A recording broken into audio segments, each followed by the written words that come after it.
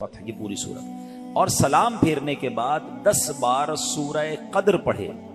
پھر رسول ذیشان مکی مدنی سلطان صلی اللہ تعالی علیہ وسلم پر 10 مرتبہ درود پاک بھیجے تو اسے مرنے سے پہلے 2 میں سے ایک فضیلت نصیب ہو جائے گی. اور یہ جو 2 انعام ہے نا، جن دونوں میں سے کوئی ایک ملے گی، یہ دونوں ہی بڑے کمال کے ہیں. فرمایا یا تو اس بندے کو خواب میں اللہ تعالی کا دیدار نصیب ہو جائے گا، آئے ہائے، اور فرمایا دوسری کیا ہے، یا پھر دوسری فضیلت اس کو یہ ملے گی کہ وہ شب قدر کو حاصل کر لے گا. تو دونوں ہی سمجھ لے کمال کی فضیلتیں ہیں. تو جناب پہلی رات انشاءاللہ میں امید کرتا ہوں ہماری سوشل میڈیا کی مجلس اس کا کلپ بنا کے جلدی ہم اس کو وائرل کر دیں گے. تو رمضان کی پہلی رات انشاءاللہ یہ 2 رکعتیں پڑھنی ہے. میں ریپیٹ کر دیتا ہوں، ہر رکعت میں سورہ فاتحہ کے بعد 1 مرتبہ سورہ فتح، اذا جاء نصر اللہ والفتح، یہ پوری سورت. اور جب پوری کر لے 2 رکعت تو 10 بار سورہ قدر، انا انزلناہ فی لیلۃ القدر، یہ پوری سورت. اور اس کے بعد 10 مرتبہ درود پاک پڑھنے ہیں. سبحان اللہ، ماہ رمضان تو کیا آتا ہے، بیڑا پار ہو جاتا ہے، گناہ گاروں کی بن آتی ہے. اللہ اس رمضان کی برکتیں ہم سب کو نصیب فرمائے. تو درود پاک کی کیا بات ہے، نیت کر لیں انشاءاللہ کثرت کے ساتھ درود پاک پڑھیں گے انشاءاللہ. نام حضرت پہ لاکھ بار درود، بے عدد اور بے شمار درود ہم کو پڑھنا خدا نصیب کرے. دم بدم اور بار بار درود، کون جانے درود کی قیمت، کون جانے درود کی قیمت ہے. عجب در شاہوار درود، جو محب نبی ہے اے کافی، جو محب نبی ہے اے کافی، چاہیے اس کو بار بار درود. صلو علی الحبیب صلی اللہ تعالی علی محمد صلی اللہ علیہ وسلم. حدیث پاک میں آتا ہے انما الاعمال بالنیات، اعمال کا دار و مدار نیتوں پر ہے. تو آئیے کچھ اچھی نیتیں بھی کر لیتے ہیں. بیان سننے سے پہلے کچھ اچھی نیت کر لیں. نیت کر لیجئے کہ رضائے الہی کے لیے بیان سنوں گا، بادب بیٹھوں گا، خوب توجہ سے سنوں گا، جو سنوں گا اسے یاد رکھنے، عمل کرنے اور دوسروں تک پہنچانے کی کوشش کروں گا. سبحان اللہ سبحان اللہ. میرے پیارے اسلامی بھائیوں، ایک مرتبہ پھر ماہ غفران، نزول قرآن، رب کے مہمان ماہ رمضان کی آمد ہے. کچھ ہی دن کے بعد یہ اعلان ہوگا، مبارک ہو، ماہ رمضان المبارک کا چاند نظر آ گیا ہے. یہ اعلان سنتے ہی انشاءاللہ عاشقان رمضان کے دل خوشی سے جھوم اٹھیں گے، چہروں پر تازگی آ جائے گی، مسجدوں کی رونق بڑھ جائے گی. تراویح کا سلسلہ، فرض نمازیں، کوئی نوافل کی کثرت کر رہا ہوگا، کوئی تلاوت قرآن کا فیض اٹھا رہا ہوگا، سحر و افطار کی رونقیں ہوں گی. روزانہ بعد اثر و بعد تراویح انشاءاللہ عالمی مدنی مرکز فیضان مدینہ میں 2 مدنی مذاکروں کی بھی انشاءاللہ ترکیب ہوگی، اس کی بھی بہاریں ہوں گی. سبحان اللہ.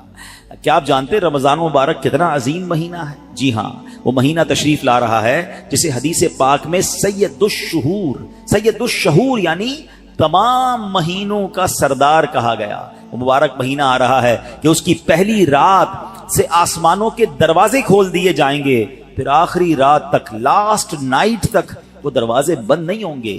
جو اس مہینے میں ایک سجدہ کرے اسے 1500 نیکیاں لکھی جاتی ہیں، اور جنت میں سرخ یاقوت کا گھر بنایا جاتا ہے. اللہ اکبر. سمجھ آ رہی ہے بات؟ ایک سجدے پر 1500 نیکیاں، اور ایک ہی سجدے پر سرخ یاقوت کا جنت میں گھر. اب سوچیں جو نفل پڑھتے ہیں، جو پوری تراویح پڑھتے ہیں، ہر سجدے پر کیا کچھ حاصل کر رہے ہیں. انہیں سوچنا چاہیے جو تراویح میں سستی کر جاتے ہیں، نوافل میں سستی کرتے ہیں. دل پر چوٹ کرنے کے لیے ایک جملہ کہہ دیتا ہوں، باقی پھر آگے چلتے ہیں. کہ اگر یہ کہہ دیا جائے کہ ماہ رمضان میں جو جتنے سجدے کرے گا اسے اتنے 1000 روپے ملیں گے، پھر بتائیں کتنے سجدے کریں گے؟ اچھا جناب، جو ماہ رمضان میں پوری تراویح پڑھے گا اسے جناب کورنگی کی ایک بڑی سوسائٹی میں ایک پلاٹ دیا جائے گا. 20 رکعت پوری پڑھے، بندہ کہ 20 کے بعد کہیں کہ کچھ اور بھی پڑھ لیتا ہوں، ایک پورا پلاٹ مل جائے گا. ہر سجدے پر، کراچی میں نہیں، پاکستان کے پوش ایریا میں نہیں، جنت میں سرخ یاقوت کا گھر دیا جا رہا ہے. تو کتنے سجدے کرنے چاہیے رمضان میں؟ وارے نیارے ہو گئے نا، اتنا آسان. سبحان اللہ. اور سنو، وہ مہینہ آ رہا ہے کہ جو ماہ رمضان کا پہلا روزہ رکھتا ہے اس کے پچھلے گناہ معاف کر دیے جاتے ہیں. صبح سے شام تک 70,000 فرشتے اس کے لیے دعائیں مغفرت کرتے ہیں. آج دنیا میں پتہ ہے ہم کسی بڑے بزرگ شخصیت کو ڈھونڈ رہے ہوتے ہیں, کسی عالم دین سے پیار ہوتا ہے, کسی پیر صاحب سے محبت ہوتی ہے, بندہ کہتا ہے جا کے یار ان سے دعا کروا لوں, میرا کام ہو جائے گا. اللہ کے فرشتے, اور وہ بھی کتنے, 70,000 صبح سے شام تک روزہ دار کے لیے دعائیں کر رہے ہیں. سبحان اللہ. جس میں نفل کا ثواب فرض کے برابر, فرض کا ثواب 70 گنا بڑھا دیا جائے گا. رمضان مبارک کی جب پہلی رات آتی ہے, اللہ پاک اس امت کی طرف نظر رحمت فرماتا ہے, اور جس پر اللہ نظر رحمت فرمائے اسے کبھی عذاب نہ دے گا. اس سے پتہ کیا پتہ چل رہا ہے؟ 2-3 باتیں آ گئی ہیں کہ پہلی رات بڑی امپورٹنٹ ہے. آخری رات تو ہے ہی امپورٹنٹ, وہ بعد میں بتاؤں گا, مگر چونکہ ابھی پہلی رات آنے والی ہے نا, first night of Ramzan is very important. آپ نے سنا اس رات ہمیں یہ 2 رکعتیں پڑھنی ہیں. پھر فرمایا اس رات اللہ جس پر نظر رحمت فرمائے گا اس پر کبھی عذاب نہیں ہوگا. اور پھر کیا فرمایا کہ پہلی رات آسمانوں کے دروازے کھول دیے جاتے ہیں. سبحان اللہ. تو یہ خاص رات ہے. فرمایا اس مبارک مہینے میں بخشش کے پروانے بانٹے جائیں گے. کون سا وقت بڑا سینسیٹیو ہے؟ جو افطار کا وقت ہے نا, یہ بڑا سینسیٹیو ہے, بڑا حساس, بڑا خوبصورت وقت ہے. حدیث پاک میں آتا ہے جس کا مضمون ہے ہر روز افطار کے وقت 10 لاکھ گناہگاروں کی بخشش کی جائے گی. اور اس مبارک مہینے میں جب جمعہ آئے گا نا, کل بھی جمعہ ہے مگر وہ شعبان کا ہے, انشاءاللہ اللہ رمضان تک ہمیں زندہ رکھے, صحت و عافیت کے ساتھ عطا فرمائے. انشاءاللہ جو اگلا جمعہ ہوگا, اور رمضان میں جتنے جمعے ہوں گے, فرمایا تب تو وارے نیارے ہو جائیں گے جمعرات کی مغرب سے لے کر غروب آفتاب سے جمعے کے غروب آفتاب تک. یہ جو 24 آورز ہیں, یہ جو دن رات ہے, فرمایا ہر گھڑی میں 10 لاکھ گناہگار جہنم سے آزاد کر دیے جاتے ہیں. اور وہ بھی کون سے؟ جن پر جہنم واجب ہو چکی تھی, گناہوں کی وجہ سے جن پر جہنم واجب ہو گئی, وہ گناہگار بخشے جائیں گے. اللہ اکبر. اب سوچو یہ رمضان کیسا مہینہ ہے, اس کی کتنی خوشی ہونی چاہیے, کتنی پریپریشن ہونی چاہیے. افطار کا وقت تو اتنا نازک وقت ہے کہ 10 لاکھ بخشے جا رہے ہیں. ہم افطار میں کس کام میں لگے رہتے ہیں بھائی؟ سموسے آگے کے نہیں آئے, پکوڑے آگے کے نہیں آئے, شربت کہاں ہے, دہی بلے کہاں ہیں, فلاں چیز کہاں ہے, گھر میں ایک افراتفری مچی ہوئی ہوتی ہے.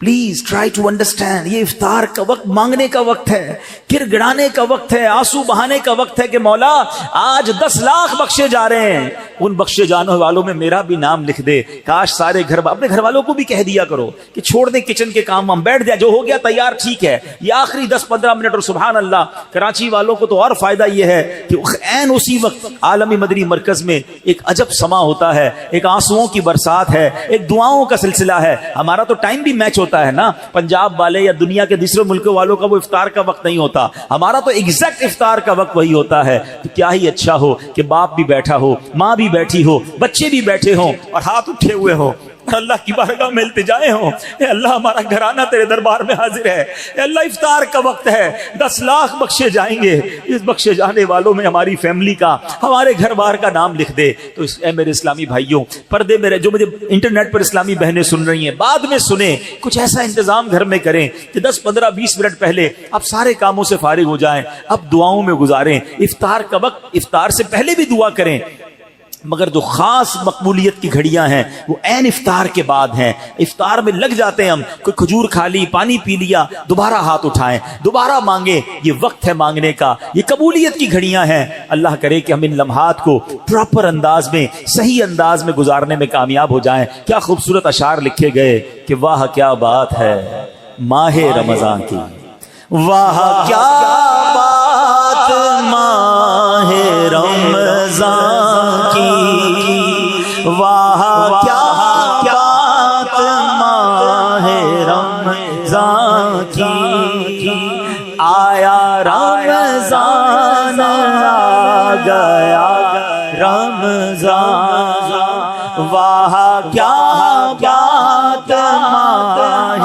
رمضان کی, جان رمضان پر میری قربان, واہ کیا بات ماہ رمضان کی, فضل رب سے پھرا گیا رمضان, لوٹو رمضان کا لوٹ لو فیضان، واہ کیا بات ماہ رمضان کی۔ انشاءاللہ وہ مہینہ آنے والا ہے، اپنے دل میں خوشی داخل کیجئے، پریپریشن کیجئے، تیاری کیجئے۔ آپ کے گھر پہ جیسا مہمان آتا ہے آپ ویسی تیاری کرتے ہیں نا، کوئی دور کا مہمان، نارمل مہمان آپ نارمل سی تیاری کرتے ہیں، اسپیشل مہمان آپ اسپیشل تیاری کرتے ہیں۔ کچھ مہمان ایسے ہوتے ہیں جن کے آنے کے لیے انتظار ہوتا ہے، یقین نہیں آتا وہ ہمارے گھر آ رہے ہیں۔ بندہ گھر بھی سجاتا ہے، صفائی بھی کرتا ہے، خوشبو بھی لگاتا ہے، اچھے اچھے کھانے بناتا ہے، مہمان کی تیاری ہے نا۔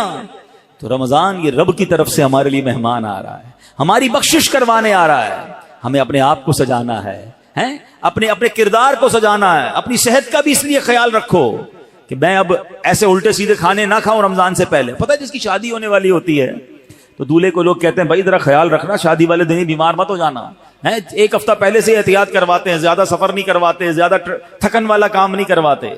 تو کیا ہی اچھا ہو کہ ماہ رمضان سے پہلے ہم اپنی صحت کا خیال رکھیں، تھوڑا سا ریسٹ کریں۔ مجھے روزے رکھنے ہیں، مجھے انشاءاللہ تراویاں پڑھنی ہیں، اپنے کام کاج کو موڈیفائی کریں۔ آپ بہت بیزی رہتے ہیں کاروبار میں، نوکری میں، تو کوشش کریں کہ کوئی ایسی ترتیب بنائے کہ میرا کچھ کام کم ہو جائے تاکہ میں روزے رکھ سکوں، میں عبادت کر سکوں۔ ساری زندگی پڑی ہے کام کرنے کے لیے، لیکن عجیب بات پتہ ہے کیا ہے، اس وقت دو قسم کی تیاریاں ہو رہی ہیں۔ ہوں گے کچھ نیک لوگ جو انشاءاللہ عبادت کی تیاریاں، تلاوت کی تیاریاں، خوب روزے تراویح اور اس کے بارے میں سوچ رہے ہوں گے، مگر کچھ لوگ وہ ہیں جو اس وقت اسٹاک جمع کر رہے ہوں گے، کاروبار کیسے چمکانا ہے، کون سی آئٹم کا ریٹ بڑھ جائے گا، وہ کاروباری لوگ پیسے کمانے کی تیاری کر رہے ہوں گے۔ کچھ گھر والے وہ ہوں گے جو یہ سوچ رہے ہوں گے بھئی رمضان میں پکانا کیا ہے، کھانا کیا ہے، کون سی آئٹم لینی ہے۔ رمضان کھانے پینے کے لیے نہیں آتا۔ اچھا ویسے بڑی عجیب بات ہے، ذرا سوچیں آپ کہ ماہ رمضان میں ہم روزے رکھتے ہیں، لاجیکلی تو سمجھ یہ آتا ہے کہ ہمارا وزن ٹھیک تھوڑا کم ہو جانا چاہیے، ہم تھوڑے سمارٹ ہو جائیں، مگر کئی لوگ وہ ہیں جن کا رمضان میں وزن بڑھ جاتا ہے۔ کیوں بھائی؟ اس لیے کہ سحری میں زیادہ کھاتے ہیں، پورا دن روزہ رکھنا ہے، رات زیادہ اس لیے کھاتے ہیں کہ پورا دن روزہ رکھا تھا، پھر 2 بار اور کھاتے ہیں کہ کل پھر روزہ رکھنا ہے۔ تو عام دنوں میں 2 بار کھاتے ہیں، رمضان میں 4-5 بار کھاتے ہیں، اور وہ کھاتے ہیں جو نہیں کھانا چاہیے۔ پورا سال جو چیز نہیں کھاتے وہ رمضان میں کھاتے ہیں، پھر موٹے ہو جاتے ہیں، طبیعت خراب ہو جاتی ہے، گلے خراب ہو جاتے ہیں۔ نہیں، ماہ رمضان تو کم کھانے کا مہینہ ہے، فریش ہونے کا مہینہ ہے۔ لیکن ہمارے یہاں تو فیسٹیول، اگر میں کہوں کسی کو کہ کسی غیر مسلم کو اگر رمضان میں دورہ کرا دیا جائے پاکستان کے مختلف شہروں کا اور کہیں بتاؤ کیا آپ نے دیکھا، تو کہے گا لگتا ہے مسلمانوں کا کوئی کھانے پینے کا تہوار آ رہا ہے، کہ میں جس مٹھائی کی دکان پہ گیا وہ رش تھا، جس پکوڑے کی دکان پہ گیا وہ لائنیں لگی ہوئی تھی افطار سے پہلے، اور بورڈ لگے ہوئے تھے سحری آفر، افطار آفر، تو لگتا ہے مسلمانوں کا کوئی کھانے پینے کا سالانہ تہوار آتا ہے۔ کتنی عجیب بات ہے یار، جس مہینے میں پورا دن کھانے پینے سے رکنا ہے، اس مہینے میں سارا دن رات کھانے پینے کی باتیں ہو رہی ہوتی ہیں۔ مجھے بتائیں نا، ہم دوست آپس میں ملتے کیا بات کرتے ہیں؟ یار سناؤ آج سحری کہاں کرنی ہے، اچھا بھائی افطار کہاں کرنا ہے، رات کدھر چلنا ہے کھانے کے لیے۔ ارے بھائی یہ بات کون کرے گا؟ تراویح کدھر پڑھنی ہے آج، تلاوت کدھر کرنی ہے، تہجد کہاں پڑھنی ہے، علم دین کی محفل کدھر سجی ہوئی ہے، ذکر و اذکار میں آج بیٹھ کے کدھر کرنا ہے، آج مل کے اللہ کی بارگاہ میں گر گڑا کر دعائیں کہاں کرنی، یہ گفتگو کیوں نہیں ہوتی؟ ماہ رمضان تو نیکیوں کا اجر بڑھا دیا گیا، مگر دماغ میں ایک ہی بات گھوم رہی ہوتی ہے، یا دوسری آج کل کھیل کود شروع ہو گیا رمضان میں۔ ایسا نہ کریں۔ ماہ رمضان کے کیسے کیسے فضائل ہیں ذرا سنیے گا۔ معراج شریف کی روایات میں ہے، معراج کے دولہ مکی مدنی مصطفیٰ صلی اللہ تعالی علیہ وسلم نے سدرۃ المنتہا کے قریب ایک فرشتہ دیکھا۔ آپ فرماتے لم ارا مثلہ، یعنی ایسا نرالا فرشتہ میں نے کبھی نہیں دیکھا۔ نبی پاک فرما رہے ہیں، تو آپ فرماتے ہیں کہ میں نے ایسا نرالا فرشتہ تو کبھی نہیں دیکھا تھا۔ یہ جب تسبیح کرتا تھا تو اس کی ایسی خوبصورت آواز تھی کہ اس آواز سے عرش بھی جھوم اٹھتا تھا۔ میں نے جبریل سے پوچھا ایو خلقی ھذا، اے جبریل یہ کون سی مخلوق ہے؟ عرض کی حضور یہ ایک فرشتہ ہے جو حضرت آدم علیہ السلام سے 2000 سال پہلے پیدا کیا گیا تھا۔ میں نے پوچھا اس سے پہلے یہ کہاں تھا؟ عرض کیا اللہ پاک نے عرش کے نیچے جنت میں ایک جگہ بنائی ہے، یہ وہیں ہوتا ہے۔ حضور آج آپ کے دیدار کے لیے حاضر ہوا ہے۔ کیا شان ہے میرے آقا کی، ہر کوئی فدا ہے بن دیکھے، دیدار کا عالم کیا ہوگا۔ ارے فرشتہ بھی میرے آقا کے دیدار کا تمنائی ہے۔ جبریل امین کہتے حضور آج آپ کے دیدار کے لیے حاضر ہوا ہے۔ مکی مدنی سلطان صلی اللہ تعالی علیہ وسلم فرماتے ہیں کہ اب نبی پاک علیہ الصلوۃ والسلام نے اس فرشتے سے ایک بڑا کمال کا سوال کیا. ذرا سنیے گا, آپ کا ایمان تازہ ہو جائے گا. پیارے آقا علیہ الصلوۃ والسلام نے اس فرشتے کو سلام کیا تو وہ تسبیح میں مصروف تھا, اللہ پاک کی تسبیح میں مصروف تھا, اسے سلام سنائی نہ دیا. اب جبریل امین نے اسے کہا ہذا محمد صلی اللہ علیہ وسلم, یہ محبوب خدا جناب رسول اللہ صلی اللہ علیہ وسلم ہے. جب اس نے سنا تو خوشی سے اپنے دو سبز پر پھیلائے. یہ اتنے بڑے پر تھے جنہوں نے آسمانوں اور زمین کو گھیر لیا. اب اس نے مجھے, نبی پاک فرماتے ہیں, مجھ سے گلے ملنے کی سعادت حاصل کی, ادب سے بوسہ بھی دیا. پھر عرض کی یا رسول اللہ صلی اللہ تعالی علیہ وسلم, آپ کے لیے گڈ نیوز ہے, آپ کے لیے خوشخبری ہے کہ اللہ پاک نے آپ ماہ رمضان کے صدقے آپ کی امت کی بخشش فرما دی. اس فرشتے نے نبی پاک کو خوشخبری عرض کی کہ حضور آپ کی امت کو اللہ نے ماہ رمضان کے صدقے بخش دیا ہے. سبحان اللہ. نبی ہاشمی صلی اللہ علیہ وسلم مزید فرماتے ہیں اس فرشتے کے سامنے دو صندوق رکھے ہوئے تھے جن پر ہزاروں تالے لگائے ہوئے تھے. میں نے پوچھا ان صندوقوں میں کیا ہے؟ اس فرشتے نے عرض کی ان صندوقوں میں آپ کی امت کے روزہ داروں کے لیے جہنم سے آزادی کے پروانے ہیں. ہائے ہائے, ہماری آمد, ہماری مغفرت کا انتظام پہلے ہی رب نے فرما دیا ہے. کاش ہم ماہ رمضان کے قدردار بن جائیں. اے گناہ گاروں, تمہاری سمجھ لو بات بن آئی ہے. عاصیوں کی مغفرت کا لے کر آیا ہے پیام. جھوم جاؤ مجرموں, رمضان ماہ غفران ہے. بھائیوں بہنوں کرو سب نیکیوں پر نیکیاں, پڑ گئے دوزخ پہ تالے, قید میں شیطان ہے. اللہ اکبر. تو اے میرے پیارے اسلامی بھائیوں, یہ اس قدر مبارک مہینہ ہے کہ اللہ کریم اس مہینے میں رحمتوں اور برکتوں کے دروازے کھول دیتا ہے. اس مہینے میں مغفرتوں کے انتظام ہو گئے ہیں. اللہ کرے کہ ہم ماہ رمضان کی قدر کرنے والے بن جائیں. رب عز و جل قرآن مجید میں اس ماہ مبارک کے بارے میں فرماتا ہے. ماہ رمضان کی آپ اہمیت کا اندازہ اس بات سے بھی لگائیں کہ پورے قرآن میں صرف ایک ہی مہینے کا ذکر ہے, اور وہ مہینہ کون سا ہے؟ وہ مہینہ ماہ رمضان ہے. اللہ قرآن میں فرماتا ہے بسم اللہ الرحمن الرحیم شہر رمضان الذی انزل فیہ القرآن ھدی للناس وبینات من الھدی والفرقان فمن شہد منکم الشہر فلیصم. ترجمہ کنز العرفان. رمضان کا مہینہ ہے جس میں قرآن نازل کیا گیا, جو لوگوں کے لیے ہدایت اور رہنمائی ہے اور فیصلے کی روشن باتوں پر مشتمل ہے. تو تم میں جو کوئی یہ مہینہ پائے وہ روزے رکھے. پیارے اسلامی بھائیوں, رمضان المبارک کی شان کیسی ہے. یہ مہینے جس کو بھی رمضان ملتا ہے نا, اس کو گویا لاٹری لگتی ہے. میں آپ کو واقعہ سناتا ہوں, بہت امیزنگ واقعہ ہے. پیارے آقا علیہ الصلوۃ والسلام کی بارگاہ میں حضرت بہت اچھے بڑے صحابی ہیں, بلند مرتبہ صحابی ہیں, حضرت طلحہ بن عبید اللہ رضی اللہ تعالیٰ جہاد میں گئے اور شہید ہو گئے, اور ایک سال بعد دوسرے جو صحابی تھے ان کا بھی انتقال ہو گیا. ٹھیک ہے, حضرت طلحہ فرماتے ہیں ان دونوں کے دنیا سے جانے کے بعد ایک رات میں نے خواب میں دیکھتا ہوں کہ میں جنت کے دروازے پر کھڑا ہوں, یہ دونوں صحابی رسول وہاں موجود ہیں. اتنے میں جنت کے اندر سے کوئی باہر آیا, وہ صحابی جن کا انتقال ایک سال بعد ہوا تھا انہیں لے کر جنت میں چلا گیا. تھوڑی دیر کے بعد دوبارہ وہ فرشتہ آیا اور جو صحابی ایک سال پہلے شہید ہوئے تھے ان کو بعد میں جنت میں لے کر گیا.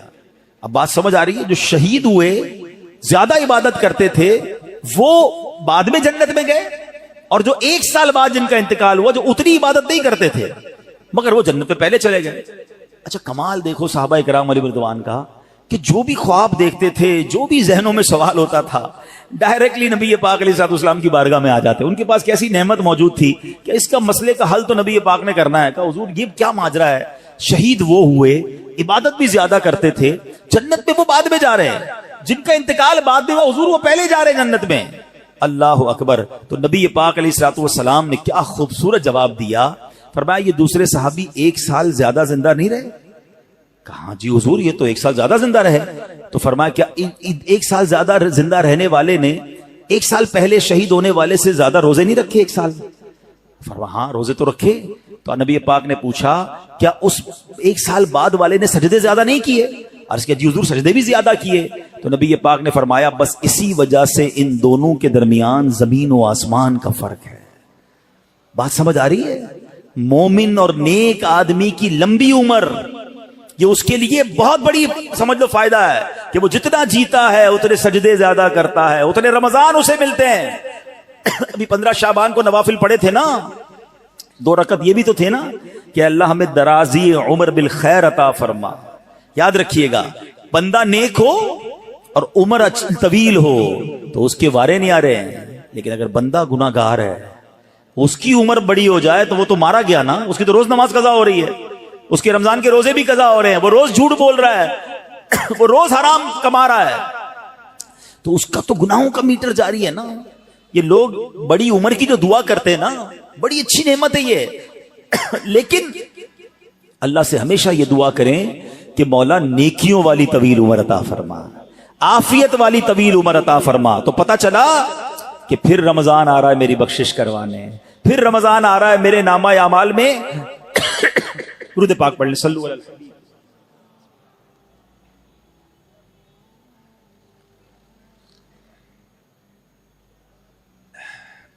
تو پتہ چلا کہ ماہ رمضان یہ ہمارے لیے بہت بڑا احسان ہے. اللہ خیر سے رمضان عطا کر دے، اس کو ضائع نہ ہونے دینا، اس کو خوب نیکیوں میں گزارنا. پچھلے گناہوں کی معافی کا ایک اور چانس دیا جا رہا ہے، مغفرت کا گویا ایک اور موقع آنے والا ہے.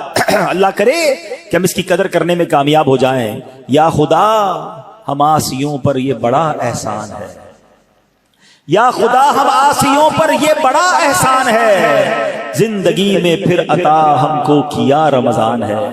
یا الہی تو مدینے میں کبھی رمضان دکھا، یا الہی تو مدینے میں کبھی رمضان دکھا، مدتوں سے دل میں یہ عطار کے ارمان ہے. تو اے میرے پیارے اسلامی بھائیوں، کاش ماہ رمضان کی ہم قدر کرنے میں کامیاب ہو جائیں. آپ کو معلوم ہے ماہ رمضان جب ماہ رمضان آتا تھا نا تو میرے آقا اس کا بھرپور استقبال فرماتے تھے. انشاءاللہ دعوت اسلامی کی طرف سے آج امید ہے کہ نگران شورا اور پھر پرسوں امیر اہل سنت ایک نرالا انداز استقبال کا اعلان کرنے والے ہیں. میں نہیں چاہتا میں پہلے اعلان کروں، ہمارے بزرگوں سے وہ اعلان آ جائے گا تو آپ سب کو پتہ چل جائے گا. ویسے تو انشاءاللہ جیسے میں نے کہا کہ اس نیت سے گھر کی صفائی کرنا، گھر میں خوشبو لگانا، اچھا لباس پہننا ہے، خوشی کا اظہار کرنا، ایک دوسرے کو مبارکباد دینا، یہ بھی بہت ضروری ہے. دیکھیے ہمیں اگر اپنی آنے والی نسلوں تک یہ بات باقی رکھنی ہے کہ رمضان کی اہمیت رہے، ہمارے بچوں کو پتہ چلے، انہیں سارا سال انتظار رہے، تو ہمیں بھی ماہ رمضان کو سیلیبریٹ کرنا چاہیے. نبی یہ پاک کیا کرتے، میرے آقا جب چاند نظر آتا نا سبحان اللہ تو پیارے آقا علیہ الصلوۃ والسلام قبلے کی طرف رک کر کے یوں دعا مانگتے. ذرا دعا دیکھیے گا کون سی ہے. آقا کی دعا کیا ہوتی؟ اللہم احلہ علینا بالامن والامانہ والسلامة والعافية المجللة ودفاع الأسقام والعون على الصلاة والصيام والقيام وتلاوة القرآن. اللهم سلمنا لرمضان وسلمه منا حتى ينقضي وقد غفرت لنا ورحمتنا وعفوت عنا. اے اللہ اس چاند کو ہم پر امن و امان، سلامتی، مکمل عافیت اور بیماریوں سے حفاظت کا ذریعہ بنا، اور نماز، روزے، عبادت اور تلاوت قرآن پر مدد کا سبب بنا. اے رب کریم ہمیں رمضان کی وجہ سے سلامتی عطا فرما، یعنی اسے ہمارے لیے سلامتی والا بنا اور اسے ہم سے سلامتی عطا فرما، یہاں تک کہ جب یہ رخصت ہو تو تیری مغفرت و رحمت اور عفو درگزر ہمارا یقینی مقدر بن چکا ہو. سبحان اللہ. تو پتہ چلا رمضان مبارک کی آمد پر خوشخبریاں دینا، لوگوں کو مبارکباد دینا، یہ اچھا کام ہے. انشاءاللہ اگر ہم رمضان کی آمد کی خوشی بنائیں گے، اللہ کی رحمت جوش میں آئے اور کاش ہم جنت کے حقدار بن جائیں. مگر ایک احتیاط اس میں کرنی ہے. جب بھی رمضان آتا ہے نا تو ایک بڑا عجیب سا میسج وائرل ہوتا ہے. کیا وائرل ہوتا ہے؟ حدیث پاک میں ہے کہ جس نے سب سے پہلے آمد رمضان کی مبارک دی اس کے لیے جنت واجب ہو جاتی ہے. ایسی کوئی حدیث ہمارے آقا مکی مدنی مصطفیٰ صلی اللہ تعالی علیہ وسلم سے ثابت نہیں ہے، نہ ہی رمضان کے بارے میں نہ ہی کسی مبارک مہینے کے بارے میں. ایسے جھوٹے میسجز کو آگے بڑھانا نہیں چاہیے. جو بھی آپ کو میسج بھیجے اس کو محبت کے ساتھ سمجھائیں کہ ایسی کوئی حدیث نہیں ہے. حدیث پاک ذرا غور سے سن لیں. جو ہر میسج آگے فارورڈ کر دیتے ہیں نا، پہلے چیک تو کریں یہ حدیث ہے بھی کہ نہیں. ہم کہیں جھوٹی حدیث یا جھوٹی بات پھیلانے کا سبب تو نہیں بن رہے. حدیث پاک سنیے گا، من کذب علی متعمدا فلیتبوأ مقعدہ من النار. آقا فرماتے جس نے مجھ پر جان بوجھ کر جھوٹ باندھا، مثلا نبی پاک علیہ الصلوۃ والسلام نے کوئی بات فرمائی نہیں تھی اور یہ کہہ دیا کہ پیارے آقا علیہ الصلوۃ والسلام کی حدیث ہے، تو ایسا بندہ اپنا ٹھکانہ جہنم میں بنا لے. تو بالکل بھی لوگ اچھا یہ تو عجیب ہے نا، کہیں بیٹھے اللہ قرآن میں یہ فرماتا ہے بھائی قرآن میں آیا ہے، کدھر آیا ہے بھائی یہ اس کو بھی نہیں پتا ہے، حدیث میں یہ بات آئی ہے، بھائی کون سی حدیث کس کتاب ہے پتا کچھ نہیں ہے، اپنی طرف سے بولی جا رہے ہیں. بھائی کس نے کہا ہے آپ کو؟ قرآن میں آیا ہے، حدیث میں آیا ہے، آپ کو جو پتا نہیں ہے، آپ کو یاد نہیں. اتنا سخت معاملہ ہے، نبی پاک کی طرف جھوٹ باندھنا ہے. اور آقا نے کیا فرمایا؟ اپنا ٹھکانہ جہنم بنایا.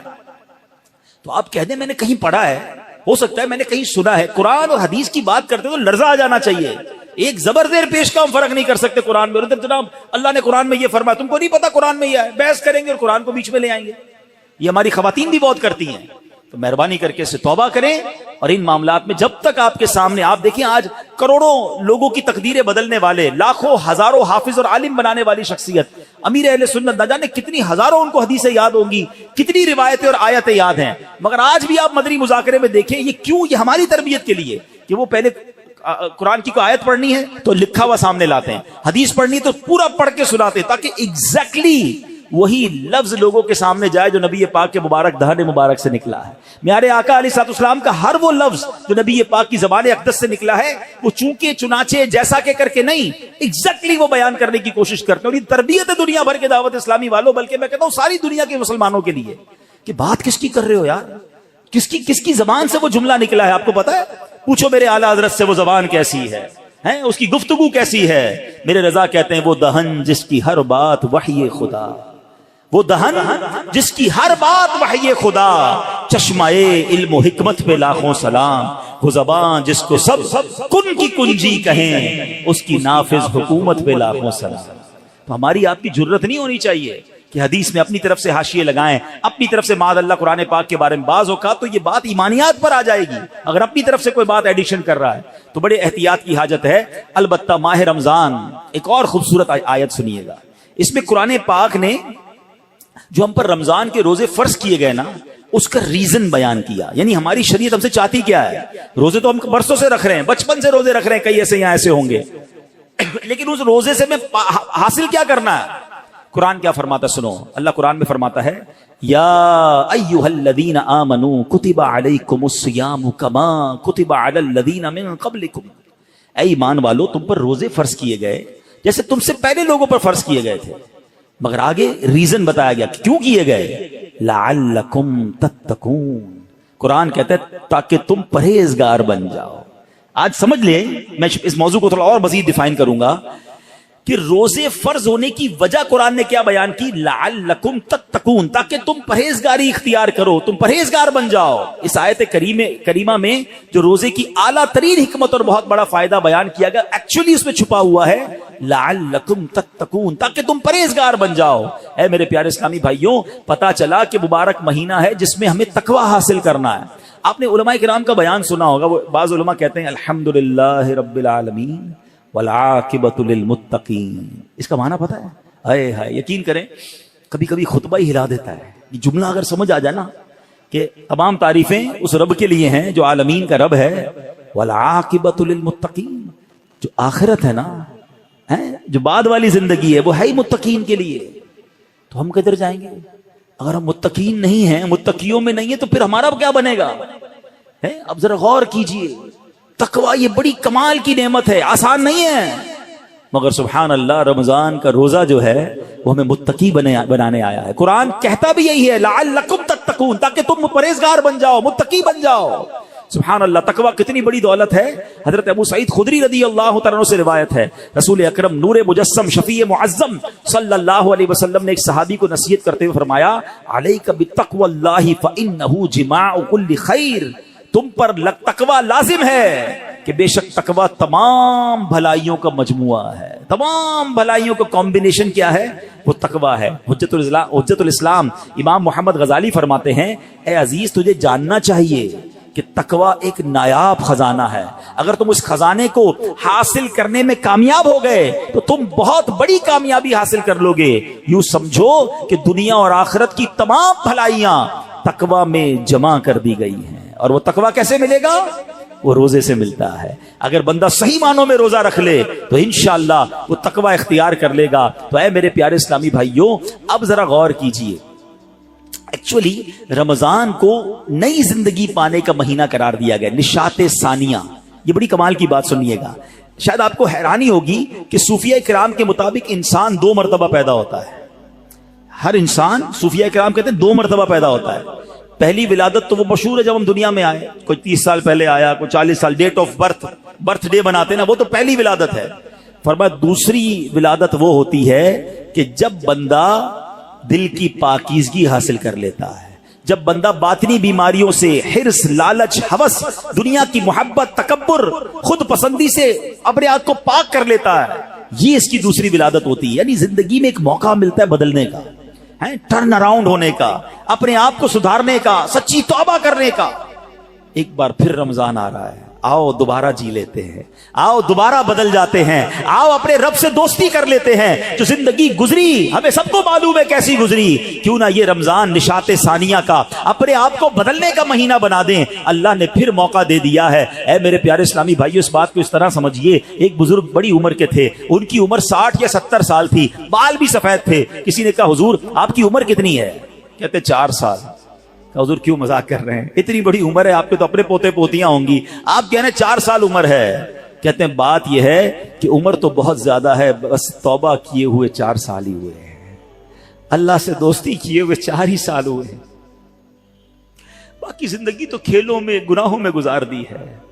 اب آپ سنبھالیں تو کام اپنے سنور جائے, ہم نے تو کمائی سب کھیلوں میں گوائی ہے. پتہ نہیں ہم کب بدلیں گے, کب وہ زندگی پھر حاصل کریں گے, ورنہ زندگی کیسے گزر رہی ہے. ہم میں سے بہت سارے اچھی طرح جانتے ہیں کہ صبح ہوتی ہے, شام ہوتی ہے, زندگی یوں ہی تمام ہوتی ہے. کبھی کبھی تو ڈر لگتا ہے یار کہ زندگی بڑھ رہی ہے, ہمارے گناہ بڑھ رہے ہیں, نیکیاں بڑھ رہی ہیں. کبھی سوچے تو صحیح, کوئی بیلنس شیٹ تو بناؤ کہ ہر گزرنے والا دن ہم اپنی موت کے قریب ہو رہے ہیں. یہ جو برتھ ڈے پر خوشی بناتے ہیں ان کو سوچنا چاہیے. میں نہیں کہتا ناجائز ہے, لیکن جس کی 20 سال کا ہو گیا, 25 سال, 30 سال, آپ سمجھ رہے ہیں آپ آگے بڑھ رہے ہیں, آپ موت کے قریب ہو رہے ہیں. ایک زندگی کا سال کم ہو رہا ہے, ہر گزرنے والا دن ہم قبر کے قریب ہو رہے ہیں. عقل کیا کہتی ہے کہ جو قبر کے جتنا قریب ہوتا جائے اسے نیکیاں اور بڑھانی چاہیے, مگر ہمارا تو ماجرا ہی الگ ہے. اعلیٰ حضرت کہتے ہیں نا, نفس یہ کیا ظلم ہے, جب دیکھو تازہ جرم ہے. نفس یہ کیا ظلم ہے, جب دیکھو تازہ جرم ہے. نہ تمام کے سر پہ اتنا بوجھ بھاری, واہ روز جرم, روز گناہ, روز خطائیں, ہمارا بنے گا کیا؟ تو کتنی کمال کی بات بزرگ نے کہی کہ میری عمر تو 4 سال ہے, کیونکہ اس سے پہلے والی زندگی تو میں شمار ہی نہیں کرتا ہوں. توبہ کی ہے, نمازیں شروع کر دی ہیں, اللہ کو راضی کرنے والے کام شروع کیے, یہی میری اصل زندگی ہے. تو اے میرے پیارے اسلامی بھائیوں, کاش ہمیں یہ بات سمجھ آ جائے اور ہم توبہ کرنے والے بن جائیں. اللہ پاک کے نبی حضرت عیسیٰ علیہ نبینا علیہ الصلوۃ والسلام کا فرمان ہے, لن یلج ملکوت السماوات من لم یولد مرتین, یعنی جو بندہ 2 مرتبہ پیدا نہیں ہوتا وہ آسمانی بادشاہت میں داخل نہیں ہو سکتا. یہ بزرگوں کے اقوال ملتے ہیں کہ دوسری زندگی کب ملی تمہیں؟ توبہ کے بعد والی زندگی, اللہ سے دوستی والی زندگی. اے شراب پینے والو, اے نماز قضا کرنے والو, اے حرام کام کرنے والو, اے چھپ چھپ کر گناہ کرنے والو, اے چوری کرنے والو, اے ڈاکہ ڈالنے والو, اے ماں باپ کو ستانے والو, کب تک گناہ کرو گے؟ آؤ وہ مہینہ آ رہا ہے جس مہینے میں ہمیں رب سے دوستی کرنی ہے, جس مہینے میں ہمارے دشمن, ارے ہمیں بہکاتا کون ہے؟ ابلیس نا, شیطان. اسی شیطان کو تو رمضان میں بند کر دیا جاتا ہے. کتنا ہمارے لیے کام آسان ہو گیا, بہکانے والا ہی بند ہے. اب تو توبہ کر لو, اب تو رب سے دوستی کر لو, اب تو اپنی لائف کو ریوائیو کر کے نشاط ثانیہ ایک نئی زندگی حاصل کر لو کہ چلو اس رمضان سے پہلے والی زندگی دوسری, اور اب زندگی الگ ہے. اب اللہ کی رضا والی زندگی, اب سجدوں والی, اب نماز والی, اب حلال والی زندگی ہوگی. آپ نے 2 صحابی کے واقعات سنے, 1 سال زندہ رہے زیادہ, وہ شہید سے آگے بڑھ گئے کیونکہ وہ 1 سال انہوں نے سجدوں میں, نمازوں میں, روزوں میں گزارا. ہمارا ہر سال ہمارے نہ جانے کتنے گناہوں میں اضافہ کرتا ہوگا. ہمیں یہ غور کرنا چاہیے.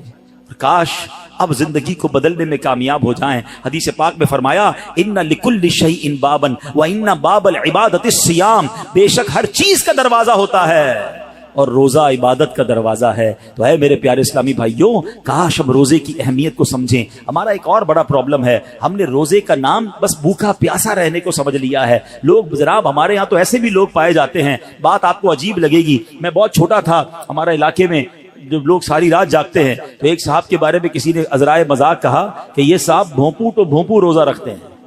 میں نے کہا یہ کون سا روزہ ہوتا ہے؟ ہم جب چھوٹے تھے اب تو پتہ نہیں وہ سائرن بجتے ہیں، بھونپو کہتے تھے اس کو، سحری کا سائرن تو افطار کا سائرن. میں نے کہا یہ کون سا روزہ ہے؟ تو ساری رات جاگتے ہیں، سحری کر کے سو جاتے ہیں اور اب افطار میں جا کے اٹھتے ہیں. تو نہ ظہر پڑی نہ عصر پڑی، مغرب کا بھی پتہ نہیں ہے. یہ کون سا روزہ ہے؟ صرف کیا بھوکا پیاسا ہی رہنا ہے؟ فلمیں ڈرامے دیکھ رہے ہیں لوگ، موبائل پہ گیمز چل رہی ہیں، میوزک چل رہا ہے. ہم کیوں رمضان کی نہیں سمجھ رہے؟ روزہ کس چیز کا نام ہے؟ دیکھو یہ کیسے بندے کو پلٹا دیتا ہے اگر صدق کے دل کے ساتھ روزہ رکھا جائے. حضرت شیخ ابو بکر شبلی کا واقعہ سنیے گا، 3 صدی کے بزرگ ہیں. کہتے ہیں اپنی زندگی کا ایک حیرت انگیز واقعہ بیان کیا آپ نے. ایک مرتبہ ایک قافلے کے ساتھ میں ملک شام جا رہا تھا تو کہتے ہیں کہ راستے میں اچانک ڈاکوؤں کی جماعت نے ہمارے قافلے پر اٹیک کیا اور قافلے والوں کا ساز و سامان لوٹ کر اپنے سردار کے سامنے ڈھیر کر دیا. جانچ پڑتال کرنے لگے، ایک شخص کے سامان سے بہت ساری شکر اور بادام نکلے. ڈاکو تو ڈاکو ہوتے ہیں. انہوں نے جناب کہا چلو مال بھی ملا اور پیسے کھانا بھی ملا. تو سب نے شکر اور بادام کھانا شروع کر دی، مگر میں نے دیکھا کہ ڈاکوؤں کا سردار کھا نہیں رہا کچھ. تو شیخ ابو بکر شبلی کہتے ہیں بھائی تم کیوں نہیں کھا رہے؟ لوٹ تو لیا ہے، سب کھا رہے، تم خاموش ہو. تو کہتا ہے میرا روزہ ہے. شیخ ابو بکر شبلی کہتے ہیں کہ ایک طرف تو لوگوں کا مال لوٹ رہے ہو، لوگوں سے پیسے لوٹ رہے ہو، اور تم روزہ بھی رکھے ہوئے ہو، یہ کیا بات ہوئی؟ تو کیا کہتے ہیں وہ ڈاکو کا سردار کہتا ہے کہ اللہ پاک سے صلح کے لیے کوئی راہ بھی تو باقی رکھنی چاہیے نا. مجھے پتا ہے میں غلط کر رہا ہوں، مگر رب کو راضی کرنے کے لیے کوئی راستہ تو باقی رکھوں نا. اللہ اکبر. وہ کہتے ہیں مجھے تو شیخ ابو بکر شبلی کہتے ہیں میں تو بات بھول گیا، مگر کچھ عرصے کے بعد میں نے مکہ مکرمہ میں اسی ڈاکوؤں کے سردار کو دیکھا. اس کے چہرے پر عبادت کا نور تھا، مجاہدات کی وجہ سے اس کا جسم کمزور پڑ چکا تھا، وہ احرام باندھے طواف کعبہ میں مصروف تھا. اسی حالت میں دیکھ کر مجھے ایک بار پھر حیرت ہوئی. میں نے ان سے پوچھا تم وہی نہیں جو ڈاکوؤں کے سردار تھے؟ کہتے ہاں بات یہ ہے کہ میں وہی ہوں، اور سنیے اسی روزے نے میری اللہ پاک سے صلح کروا دی ہے. یہ روزہ عبادت کا دروازہ ہے، اس کی اہمیت کو سمجھنا ہے. روزہ رکھ کر جو لوگ گناہ کر رہے ہیں، رمضان کی راتوں میں جو گناہ کر رہے ہیں، خدا نہ ایسا نہ کریں. اور آئیے گناہوں بھری زندگی سے ہمیں اپنے آپ کو بدلنا ہے. صحابی رسول حضرت جابر بن عبداللہ کا کمال کا فرمان ہے. میں نے خود زندگی میں پہلی بار یہ جو جملہ پڑھا، لیکن کیا کمال کی بات آپ فرماتے ہیں. آپ فرماتے لا تجعل یوم صومک و یوم فطرک سواء. فرماتے تمہارے روزے کا دن اور بغیر روزے کا دن، ان دونوں کو ایک جیسا مت رکھو. بات بڑی پتے کی ہے. تم بغیر روزے کے جیسے ہوتے ہو، روزے میں بھی ویسے ہی ہو. روزے کا دن الگ ہونا چاہیے، اس دن عبادتیں زیادہ ہونی چاہیے، اس دن گناہوں سے بدلنا ہونا چاہیے، اس دن میرے اندر اور تبدیلی آنی چاہیے. کاش آنکھوں کا روزہ ہو کہ میری آنکھیں حرام نہ دیکھیں، کاش زبان کا روزہ ہو کہ میری زبان جھوٹ نہ بولے، کسی کا دل نہ دکھائے. کاش میرے ہاتھ بھی روزے میں ہوں، یہ ہاتھ کسی ظلم کی طرف نہ بڑھیں. کاش میرے پیر بھی روزے والے ہوں، یہ پیر مجھے کسی حرام کے اڈے کی طرف نہ لے جائیں. اللہ کرے کہ صرف بھوکا پیاسا نہیں، ہم اپنے پورے جسم کا روزہ رکھیں، اپنے کردار کا روزہ رکھیں، میری ذات سے کسی کو تکلیف نہ پہنچے. اور سچی بات بتاؤں، روزہ تو بہت سارے لیسن دیتا ہے. تقوی کی بات ہو رہی ہے نا، ایکچولی تقوی کی شاندار پریکٹس بھی ہمیں روزہ کرواتا ہے. مجھے بتائیے جب ہم روزہ رکھتے ہیں اور افطار کا وقت قریب آنے والا ہوتا ہے، لاکھوں کروڑوں لوگ روزہ رکھتے ہیں پوری دنیا میں. اب دیکھیں تو اربوں لوگ روزہ رکھتے ہیں. کوئی ایک اسلامی بھائی، بچہ بچی مجھے بتا دیں، اسلامی بھائی اسلامی بہن، کہ جو روزے سے پہلے چپکے سے گھر میں جائے، کوئی دیکھنے والا نہ ہو اور کچھ کھانا پینا کھا لے. آپ کے ساتھ کئی بار ایسا ہوا ہوگا کہ افطار سے پہلے آپ گھر گئے ہوں گے، گھر میں کوئی نہیں ہے، آپ نے فریج کھولا ہوگا، کوئی ٹھنڈا شربت پڑا ہوا ہے، فروٹ کٹا ہوا ہے، گھر میں پانی کا جگ بھی پڑا ہوا ہے، آپ کو پیاس بھی لگ رہی ہے، گھر میں کوئی بھی نہیں ہے، کوئی ایک ایسا جس نے چپکے سے پانی پی لیا ہو. جب کوئی نہیں دیکھ رہا، بھائی کیوں نہیں پیا آپ نے؟ تو آپ کیا جواب دیں گے؟ کون دیکھ رہا ہے؟ اللہ دیکھ رہا ہے. ایسا ہی ہے نا. اچھا یہ تو چلے کھانے پینے کی بات ہے. ہم افطار سے پہلے عصر کی نماز پڑھ رہے ہیں، حلق خشک، تھکے ہارے، وضو خانے پر گئے، وضو کر رہے ہیں. جب کلی کرتے ہیں تو ہمارے منہ میں پانی آ چکا ہے. منہ اور حلق میں کتنا فاصلہ ہے؟ 1 انچ کا بھی فاصلہ نہیں ہے. کوئی دیکھ بھی نہیں سکتا کہ میں نے کلی کر کے پانی کتنا باہر نکالا، کتنا اندر ڈال دیا. تو ایک آدھا گھونٹ پی لو بھائی، کسی کو نہیں پتا چلے گا. تو آپ کیا جواب دیں گے؟ کون دیکھ رہا ہے؟ جواب ذرا بلند آواز سے دو نا. کون دیکھ رہا ہے؟ کمال کی بات ہے. دیکھو روزہ کیسی شاندار پریکٹس کرا رہا ہے. میں اکیلا ہوں، کھا پی اس لیے نہیں رہا ہوں کہ اللہ دیکھ رہا ہے. اور آپ کو پتا یہی کھانا پینا سحری کا وقت ختم ہونے سے پہلے بھی حلال، افطار کا وقت ہو گیا اس کے بعد پھر حلال. صرف اس ٹائم میں نہیں کھا پی رہا. حلال چیزیں تھی، روزے کی وجہ سے بعد میں رک گیا. تو جو رب تمہیں کھاتے پیتے دیکھ رہا ہے وہ حرام کام کرتے نہیں دیکھتا؟ اب سوچیں، یہ شاندار، ہم ہر سب جتنے مسلمان ہیں پریکٹس کرتے ہیں رمضان میں، بالکل پکی پریکٹس ہوتی ہے. اللہ دیکھ رہا ہے اس لیے نہیں کھاؤں گا، اللہ دیکھ رہا ہے پھر فلم کیوں دیکھتے ہو، اللہ دیکھ رہا ہے پھر حرام کیوں دیکھتے ہو، اللہ دیکھ رہا ہے تم جھوٹ کیوں بولتے ہو. رمضان میں بھی گناہ کر رہے ہیں لوگ، اور رمضان کے بعد تو دھڑلے سے کر رہے ہیں. کیا میرا رب معاذ اللہ تمہیں صرف کھاتے پیتے دیکھ سکتا ہے؟ تمہیں حرام کام کرتے ہوئے، حرام کماتے ہوئے، جھوٹ بولتے ہوئے، کسی پر زیادتی کرتے ہوئے نہیں دیکھ رہا؟ اس وقت کیوں خیال نہیں آتا اللہ دیکھ رہا ہے؟ اس کا مطلب یہ ہوا کہ اللہ کی رحمت سے ہمیں پریکٹیکلی تقوی کی پریکٹس کرائی جاتی ہے رمضان میں، تاکہ ہم تگڑے ہو جائیں، ہم روحانی طور پہ مضبوط ہو جائیں. شیطان کو بند کر دیا جاتا ہے، لیکن جیسی شیطان آزاد ہوتا ہے، جو مسجد صبح و شام بھری رہتی ہے وہ خالی ہو جاتی ہے جناب. پھر غلط گناہوں کے کام شروع ہو جاتے. کیوں؟ ارے ہماری تو پریکٹس کروائی گئی رمضان میں کہ رمضان کے بعد بھی مضبوط رہیں. آئیں اس بار ایسی پکی سچی نیت کر لو کہ انشاءاللہ رمضان کا بھی انتظار نہیں کریں گے. آج سے انشاءاللہ اب نمازوں کی پابندی شروع ہو جائے گی انشاءاللہ. آج سے اب گناہوں کو چھوڑ کر رمضان کا استقبال کرنا ہے نا. اب میں آپ کو بتاتا ہوں میرے آقا رمضان کیسے گزارتے تھے. ایک عاشق رسول کے لیے تو سب سے بہتر طریقہ تو پیارے آقا کا رمضان ہے نا، جن کے صدقے رمضان ملا ہے، جن کے صدقے یہ ماہ ملا ہے. آئیے میں بتاتا ہوں وہ رمضان کیسے گزارتے تھے. سبحان اللہ. اللہ کے پیارے حبیب علیہ الصلوۃ والسلام جب رمضان آتا نا، بی بی عائشہ فرماتی ہے آپ کے چہرے کا رنگ بدل جاتا. اچھا کیوں بدلتا تھا؟ کہ خوف خدا کہ کہیں رمضان میں حق کے بندگی ادا کرنے میں کوئی کمی نہ رہ جائے. یہ کس کی بات ہو رہی ہے؟ محبوب رب العالمین جناب رسول اللہ صلی اللہ تعالی علیہ وسلم، آپ کا رنگ بدل جاتا. کیا کبھی ایسا ہوا کہ رمضان میں ہمارے چہرے کا رنگ بدلے کہ ہم ڈر جائیں کہ یا اللہ رمضان تو مل گیا، کہیں اس کا ادب کر سکوں گا کہ نہیں؟ ٹینشن ہی کسی کو نہیں ہے، فکر ہی کوئی نہیں ہے. نبی پاک کا یہ انداز تھا. پھر پیارے آقا علیہ الصلوۃ والسلام، اچھا پھر جو رمضان کی بے حرمتی کرتے ہیں نا، جو رمضان کی راتوں میں گناہ کرتے ہیں، ماد اللہ رمضان کی قدر نہیں کرتے، وہ بھی ذرا ایک واقعہ سن لیں. علامہ ابن جوزی رحمۃ اللہ تعالی لکھتے ہیں اللہ پاک کے آخری نبی رسول مقبول علیہ الصلوۃ والسلام نے فرمایا میرے پاس جبریل امین حاضر ہوئے. عرض کی یا رسول اللہ صلی اللہ تعالی علیہ وسلم، قیامت میں ایک نوجوان کو لایا جائے گا، وہ غمگین ہوگا، رو رہا ہوگا، فرشتے اس کو لوہے کے گرزوں یعنی آئرن راڈ سے اسے ہانک رہے ہوں گے. وہ نوجوان 1000 سال تک الامان الامان پکارتا رہے گا، لیکن اس کو امان نہیں دی جائے گی. پھر اس نوجوان کو 1000 سال کے بعد رب قہار کی بارگاہ میں پیش کیا جائے گا. اللہ پاک فرشتوں کو حکم دے گا کہ اسے منہ کے بل جہنم میں ڈال دو. جبریل امین کا بیان سن کر رسول اکرم صلی اللہ تعالی علیہ وسلم نے فرمایا اے جبریل یہ کون ہوگا؟ عرض کیا حضور وہ آپ کا ایک امتی ہوگا. فرمایا اس کا گناہ کیا ہوگا؟ اس کا گناہ کیا ہوگا؟ عرض کی یا رسول اللہ صلی اللہ تعالی علیہ وسلم یہ وہ بد نصیب ہے جس کی زندگی میں رمضان المبارک تو تشریف لایا مگر توبہ و استغفار کی بجائے ماہ رمضان کو اس نے گناہوں میں گزار دیا. رمضان میں گناہ نہیں کرنے، یہ بات سمجھ لو. آج میرے پیارے اسلامی بھائیوں بات بڑی سمجھنے والی ہے. مجھے ایک بات بتائیں، کوئی کہیں بھی گناہ کرے، گناہ ہوتا ہے، غلط ہے، مگر کوئی مکہ پاک میں جا کے گناہ کرے، حدود حرم میں جا کے گناہ کرے، ایک گناہ 1,00,000 گناہ کے برابر ہو جاتا ہے، سزا زیادہ ہو جاتی ہے. آپ کی مسجد کے باہر روڈ پہ کھڑے ہو کے معاذ اللہ کوئی گالی نکالے حرام، لیکن مسجد کے اندر آ کر نکالے، آپ کیا کہیں گے؟ خدا کا خوف کرو اللہ کے گھر میں. تو اسی طرح کچھ مقام کی اہمیت ہوتی ہے، کچھ وقتوں کی اہمیت ہوتی ہے، کچھ مہینوں کی اہمیت ہوتی ہے. رمضان ہمیں بخشوانے آیا ہے، اور اگر رمضان میں بھی گناہ ہوں گے تو اللہ کے غضب کو دعوت دینے والی بات ہے. حدیث پاک کا مضمون ہے کہ جو رمضان میں ایک گناہ کرے گا اس کے 1 سال کے اعمال برباد کر دیے جائیں گے. اب اس پہ ڈرنا ہوگا، ہمیں اس کی پریکٹس کرنی ہوگی. اچھا ایسا تو ہے نہیں کہ جیسے رمضان کا چاند نظر آئے گا میری جناب جتنی بھی گناہوں کی عادتیں وہ آٹومیٹکلی بند ہو جائیں گی. جس کی جھوٹ بولنے کی عادت ہے، جس کی حرام دیکھنے کی عادت ہے، جس کی لڑائی کرنے کی عادت ہے، جس کی معاذ اللہ برے کام کرنے کی عادت ہے، وہ رمضان میں کیسے بچائے گا اپنے آپ کو؟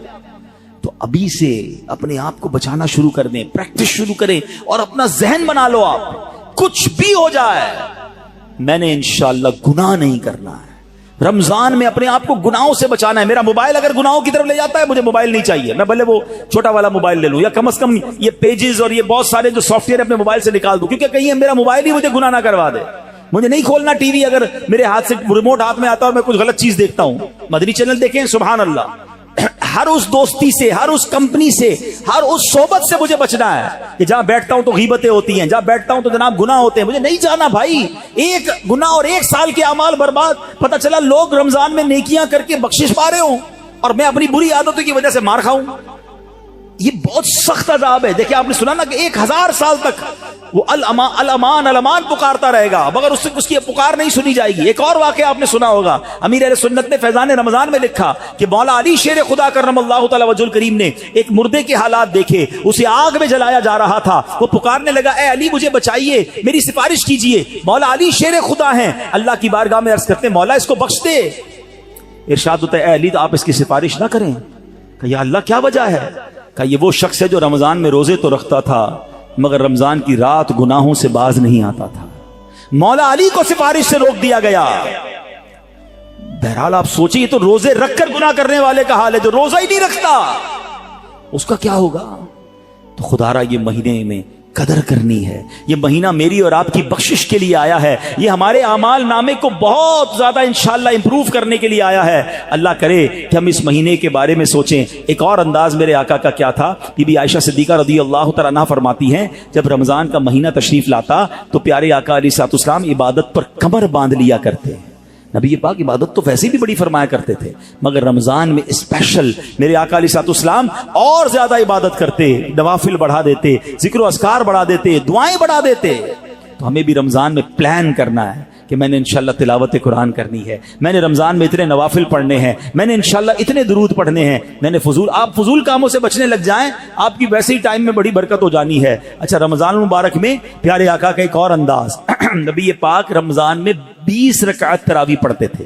یاد رہے کچھ لوگ 20 رکعت میں ڈنڈی مار رہے ہوتے ہیں، وتر بھی ادا فرماتے، 20 رکعت پوری ادا فرماتے. پیارے آقا نے 20 رکعت تراویح نبی پاک نے نماز تراویح با جماعت پابندی سے ادا نہ فرمائی، صرف 2 دن ادا کی اور پھر سبحان اللہ ہم پر کتنی بڑی مہربانی کی. آپ فرماتے کہ اگر اس پر پابندی کی گئی تو فرض ہو جانے کا اندیشہ ہے، میری امت کے لیے دشوار ہو جاتی، اس لیے آپ نے جماعت کی پابندی نہ فرمائی.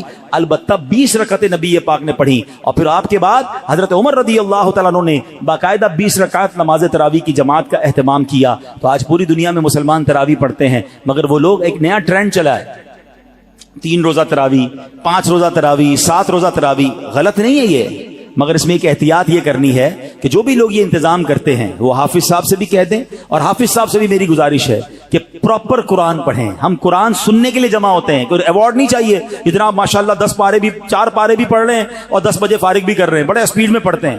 وہ اسپیڈ میں پڑھ رہے ہیں، قرآن پڑھنے کا ثواب مل بھی رہا ہے کہ نہیں؟ ٹھیک ہے نا، کچھ سمجھ ہی نہیں آ رہا تلاوت کیا ہو رہی ہے. تو یہ کوئی ریس نہیں لگی ہوئی، اللہ کا کلام ہے، اس کے آداب ہیں، اس کی جناب کوئی طریقہ کار ہے، اس کی پروناؤنسیشنز ہیں. بعض اوقات مخارج کی غلطی اور صحیح طریقے سے نہ پڑھنا ثواب کی بجائے گناہ ہوتا ہے. تو پڑھنے والے بھی احتیاط کریں اور ایسی جگہ ہی جا کر پڑھیں کہ جہاں صحیح معنوں میں صحیح تلفظ کے ساتھ تلاوت ہوتی ہو. لیکن اگر کوئی 3 روزہ 5 روزہ 7 روزہ تراویح پڑھتا ہے ٹھیک ہے، اگر صحیح تلاوت ہوئی اور آپ کی نماز ہو گئی اوکے، عاشقان رسول کے ساتھ آپ نے پڑھی ماشاءاللہ. لیکن اس کا مطلب یہ نہیں کہ آپ نے 3 روزہ ختم قرآن کر لیا، 5 روزہ ختم قرآن کر لیا، پورا مہینہ چھٹی ہو گئی. چاند رات تک، جب تک چاند نظر نہیں آتا اس سے پہلے آپ نے روزانہ تراویح پڑھنی ہے. سنت موقدہ ہے. کچھ لوگ سمجھتے تراویح نہیں پڑھی تو کوئی گناہ نہیں ہے، نہیں، تراویح سنت موقدہ ہے. سیدی اعلیٰ حضرت فرماتے ہیں سنت موقدہ کے ترک کی عادت بنا لینا گناہ ہے. اور میں نے آپ کو پہلے بتایا آج بیان کے شروع میں، ہر سجدے پر 1500 نیکیاں ہیں. تو سستی تو کرنی نہیں ہے. 20 رکعتوں کے بعد تراویح کے وتر کے بعد نفل بھی پڑھنے، اللہ کرے سحری میں اٹھے تو تہجد بھی پڑھیں، ہر سجدے پر نیکیاں ہیں. تو ہمیں تو اور عبادت کرنی ہے، نہ کہ عبادت سے جی چرانے کے، دور بھاگنے کے فارمولے اختیار کریں. نبی پاک کا ایک اور بڑا پیارا انداز، میرے آقا جب جبریل امین پیارے آقا کے پاس آتے نا تو نبی پاک جبریل امین کے ساتھ قرآن کا دور فرمایا کرتے. ہائے ہائے، ہم میں سے بہت سارے وہ لوگ جو تلاوت کرتے ہیں، اچھی بات ہے، مگر یہ دور والی سنت بھی عمل ہونی چاہیے. 2 دوست بیٹھ جائیں، میں پہلے آپ کو قرآن سناتا ہوں پھر آپ سنائیں، اللہ کرے زبانی یاد ہو تو زبانی سنائیں ورنہ پڑھ کے سنا دیں. گھر میں میاں بیوی کر سکتے ہیں، باپ بیٹا کر سکتے ہیں، بھائی بہن، پردے کے جو بھی معاملات فیملی کے ہیں وہ دیکھ کر اگر گھر میں بھی اپنے ساتھ بیٹھ کر دور کریں اور یاد کریں وہ کیسا منظر ہوگا جب جبریل امین اور نبی پاک قرآن کا دور فرمایا کرتے. اور ایک خاص کام نبی پاک کا یہ ہوتا کہ رمضان میں، ویسے تو میرے آقا سے بڑھ کر سخی کون ہے، مگر رمضان میں میرے آقا خوب سخاوت فرماتے. ہر آنے والے کو عطا فرماتے. راوی لکھتے ہیں ایسی سخاوت ہوتی کہ جیسے تیز آندھی چلتی ہے اس سے زیادہ نبی پاک کی سخاوت جو ہے وہ جاری رہتی. تو ہمیں بھی چاہیے کہ ماہ رمضان میں ہم سخاوت کریں, اپنے دسترخوان کو بھی وسیع کریں, اور لوگوں تک بھی جناب جو مسلمان پریشان ہیں ان تک جناب آپ مدد پہنچائیں یہاں جس سے جتنا بن سکے. ایک بات یاد رکھیے گا, جب بھی بات سخاوت کی آتی ہے نا تو ذہنوں میں یہ بات آتی ہے کہ جناب یہ تو امیروں کا کام ہے. یہ بھول ہے ہماری. سخاوت جو ہے نا وہ ایکچولی دل کی غنا کا نام ہے. کوئی بے شک 1 روپیہ دے اللہ کی راہ میں اخلاص کے ساتھ دے, اپنی حیثیت کے مطابق دے رہا ہے, ہو سکتا ہے اس کے 1 روپیہ کسی کے لاکھ روپے سے بڑھ جائے. حدیث پاک میں بھی ہے, ایک حدیث پاک کا مضمون ہے کہ 1 لاکھ سے بڑھ گیا. صحابی نے کہا حضور 1 لاکھ سے کیسے بڑھ گیا؟ تو کچھ اس طرح ارشاد فرمایا کہ ایک شخص آیا جس کے پاس 2 دینار تھے یا 2 درہم تھے, اس نے وہ 1 اللہ کی راہ میں دے دیا, اور ایک آیا جس کے پاس لاکھوں تھے, وہ لاکھوں میں سے اس نے 1 لاکھ دیا. تو بتائیں نا زیادہ بڑا سخی کون ہوا؟ 2 میں سے 1 دے دیا, 50% دے دیا, تو اصل سخی تو وہ ہوا.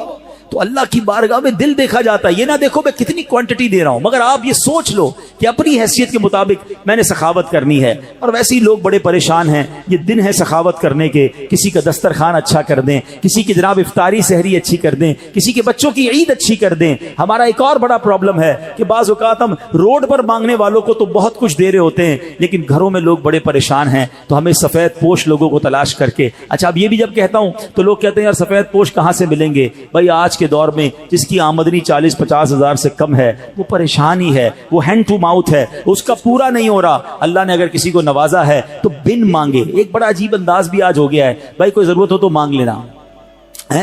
کہاں سے مانگے گا جس نے ساری زندگی جمعے کی نماز پڑھ کے خود ہی کچھ نہ کچھ چندہ دیا تھا, اب اس کے پیسے کم ہو گئے ہیں, وہ کیسے مانگے گا؟ کبھی مانگا ہی نہیں اس نے. آپ کیوں کسی کو مانگنے پر مجبور کر رہے ہیں کہ مجھ سے مانگ لینا میں دے دوں گا؟ نہیں, مجھے اور آپ کو رب بن مانگے دے رہا ہے. ہم لوگوں کو کہہ رہے ہیں ہم سے مانگے. ہم خود دیکھ لینا ہمارے ملازمین میں, ہمارے پڑوسیوں میں, ہمارے رشتہ داروں میں جو اس لیول کے لوگ ہیں, اور اگر اللہ نے آپ کو دیا ہے تو بن مانگے دینے کی عادت ڈالیں. خوشی خوشی ان کے گھر پہ سامان بھجوا دیں, راشن بھجوا دیں, کیش بھجوا دیں. ان کے چہرے پہ مسکراہٹ آپ دیکھیے گا. کبھی زندگی میں وہ نہیں مانگیں گے, وہ قرضہ لے لیں گے مگر کبھی کسی سے مانگیں گے نہیں, کیونکہ مانگنا ان کو کبھی آیا ہی نہیں. اللہ ان کو کبھی مانگنے کی نوبت میں نہ لائے, اللہ ہمیں بھی نہ لائے. اللہ سے ہم دعا کرتے ہیں کہ اے مولا ساری زندگی دینے والا بنائی رکھنا, کبھی مانگنے کی نوبت نہ آئے. اللہ ہاتھ اوپر والا عطا فرما, کبھی پھیلانے والا ہاتھ عطا نہ فرما. اللہ کے آگے ہاتھ پھیلائیں گے, اللہ کبھی مخلوق کے سامنے یہ نوبت نہ لائے. لیکن ہمیں بھی یہ خیال رکھنا چاہیے کہ جن کو اللہ نے نوازا ہے وہ اپنے مسلمان بھائیوں کی خیر خواہی کریں. تو بہرحال میرے پیارے اسلامی بھائیوں,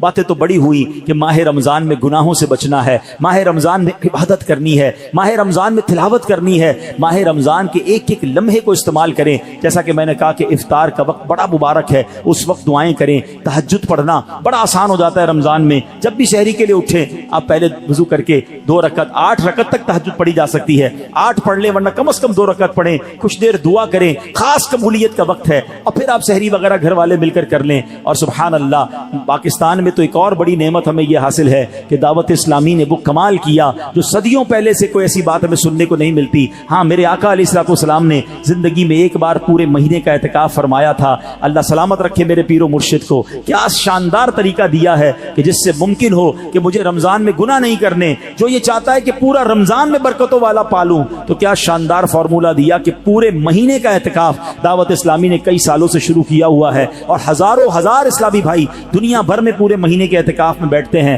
اور عالمی مدنی مرکز کے اعتکاف کی تو کیا بات ہے, دنیا کے کتنے ملکوں سے لوگ آتے ہیں, اور قبلہ شیخ طریقت امیر اہل سنت بھی وہاں جلوہ فرما ہوتے ہیں. تو آپ میں سے جن سے بن پڑے زندگی میں کوئی ایک رمضان تو ایسا ہو کہ ہم پورا مہینہ اللہ کے گھر میں بیٹھ جائیں. اور پھر اعتکاف کی تو کیا شان ہے. نبی پاک فرماتے ہیں من اعتکف ایمانا و احتسابا غفر له ما تقدم من ذنبه. آقا فرماتے ہیں جو ایمان کی حالت میں ثواب حاصل کرنے کے لیے اعتکاف کرے اس کے پچھلے سارے گناہ معاف کر دیے جاتے ہیں. تو آخری عشرے کے اعتکاف کی تو شان ہی نرالی ہے. پورا مہینہ نہیں تو آخری عشرے کا اعتکاف کریں. کیوں کہ ایک رات ہے, ہاں وہ بڑی کمال کی رات ہے. قرآن پاک میں رمضان کا تو ذکر آیا نا, اس رات کے لیے تو پوری سورت آئی ہے, سورہ قدر کے نام سے. اور کیا فرمایا؟ انا انزلناہ فی لیلۃ القدر وما ادراک ما لیلۃ القدر لیلۃ القدر خیر من الف شہر. تم نے کیا جانا لیلۃ القدر کیا؟ لیلۃ القدر 1000 مہینوں سے بہتر ہے. تو یہ 1000 مہینوں سے بہتر رات کیسے ملے گی؟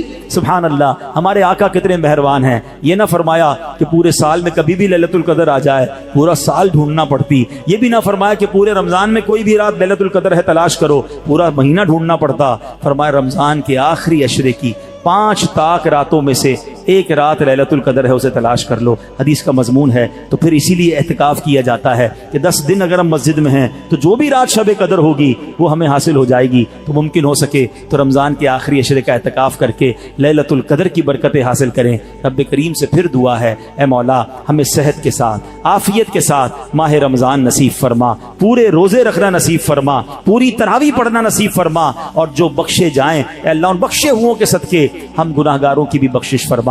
الحمدللہ ماہ رمضان میں لوگ اپنی زکوٰۃ اپنے عطیات دیتے ہیں. پہلے اپنے غریب رشتہ داروں کا خیال رکھیں، یہ ان کا حق ہے. اور اس کے بعد میری گزارش ہے، عاشقان رسول کی عظیم تحریک دعوت اسلامی، وہ تنظیم جس نے دنیا بھر میں کمال کر دکھایا ہے، لاکھوں لاکھ حافظ قرآن اور جناب ناظرہ قرآن پڑھنے والے فارغ کیے. آج ماشاءاللہ کورنگی میں میرے ساتھ بائیں طرف 80 بچے ہیں اسی مسجد میں لگنے والے مدرسۃ المدینہ مدرسہ اجمیر فیضان اجمیر مدرسے میں ان 80 بچوں نے ناظرہ قرآن ختم کیا ہے. انشاءاللہ ابھی اجتماع کے بعد ان کی اسناد کی تقسیم بھی ہوگی. تو آپ سوچیں کہ ابھی کیلکولیشن ہم کر رہے تھے کہ دعوت اسلامی جو ہے اس نے اب تک 5 لاکھ کے قریب حافظ قرآن اور ناظرہ پڑھنے والے فارغ کر دیے ہیں. آپ سوچیں یہ کتنی بڑی خدمت ہے. اور اس وقت تقریباً مدارس اور جامعات میں ملائیں تو 5 لاکھ کے قریب بچے اور بچیاں بغیر فیس کے قرآن پاک پڑھ رہے ہیں، درس نظامی کر رہے ہیں. الحمدللہ ایک بڑی کمال کی کیلکولیشن آئی ہے. لوگ اپنی اپنی اچیومنٹ بیان کرتے ہیں، ذرا سنیے گا. 2023 میں، میں پہلے کی بات نہیں کر رہا، صرف 2023 میں دعوت اسلامی نے 12,586 حافظ قرآن ہمیں عطا کیے ہیں ایک سال میں. اچھا اس کو مہینے پہ ڈیوائیڈ کریں تو ماہانہ 1048 حافظ قرآن، اور روزانہ پہ ڈیوائیڈ کریں تو روزانہ ایوریج بنتی ہے 35 حافظ قرآن. اب اس کو ایک اور کیلکولیشن میں کریں تو ہر گھنٹے، ہر گزرنے والا گھنٹہ جو ہے دعوت اسلامی کا آلموسٹ 1.5 یعنی 1.5 حافظ قرآن. اگر 2 گھنٹے گزرے تو 3 حافظ اور مل جاتے ہیں اس امت کو.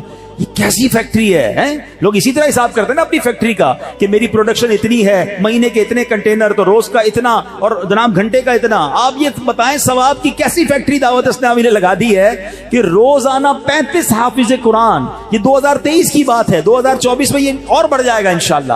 تو یہ صرف حافظ قرآن کی بات ہو رہی ہے. علماء بن رہے ہیں، مساجدیں بن رہی ہیں، وہ جناب schools Islamic English medium school بن رہے ہیں. اسلام آباد میں یونیورسٹی بن چکی ہے. اور آگے چلیں تو الحمدللہ میڈیا کے ذریعے جو کام ہو رہا ہے، کس بندے کے ہاتھ میں موبائل نہیں ہے تو کون سا سوشل میڈیا کا پلیٹ فارم ہے جہاں دعوت اسلامی نہیں ہے؟ الحمدللہ 5 کروڑ سے زیادہ فالوورز تک نیکی کی دعوت اسلامی پہنچا رہی ہے. اور سبحان اللہ مختلف زبانوں میں 45 سے زیادہ زبانوں میں کتابیں ٹرانسلیٹ ہو رہی ہیں تاکہ دنیا بھر کے لوگوں تک اسلام کی دعوت پہنچائی جائے. ہزاروں غیر مسلمان ہو رہے ہیں. دینی کاموں کی بات کے ساتھ جب ویلفیئر کی کام بات کرتے ہیں تو میں سمجھتا ہوں دنیا میں اتنی بڑی ویلفیئر آرگنائزیشن کہاں آپ کو ملے گی، اور کتنے لوگ ان کے ساتھ وابستہ ہیں کہ جب اعلان ہوتا ہے کہ خون کی ضرورت ہے تو 60,000 سے زیادہ خون کی بوتلیں دے دی جاتی ہیں. جب اعلان ہوتا ہے کہ سیلاب زدگان پریشان ہیں تو جناب اب تک 6,000 گھر آلموسٹ بن گئے، اور پھر ہزاروں گھروں کی تعمیر جاری ہے.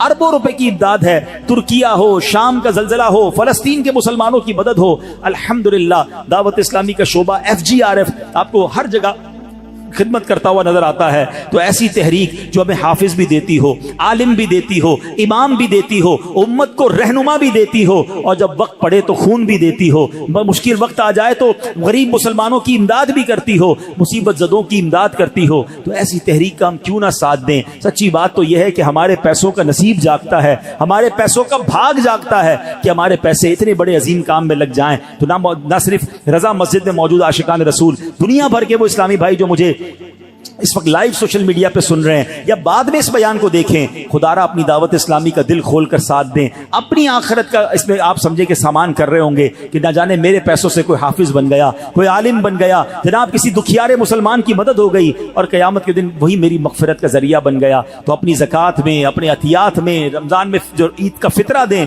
ان تمام چیزوں میں دعوت اسلامی کو ضرور آپ نے اس کو کنسیڈر کرنا ہے، اس کا ساتھ دینا ہے. اللہ کریم سے دعا ہے کہ رب کریم ہمیں اپنی دعوت اسلامی کا دل کھول کر ساتھ دینے کی توفیق عطا فرمائے۔ آئیے میرے پیارے اسلامی بھائیوں، آج چونکہ جمعرات ہے اور ہر جمعرات ہمیں کچھ درود پاک اور دعائیں پڑھائی جاتی ہیں، تو ہم انشاءاللہ اپنے معمولات کو پورا کر لیتے۔ درود پاک پڑھ لیں، صلو علی الحبیب۔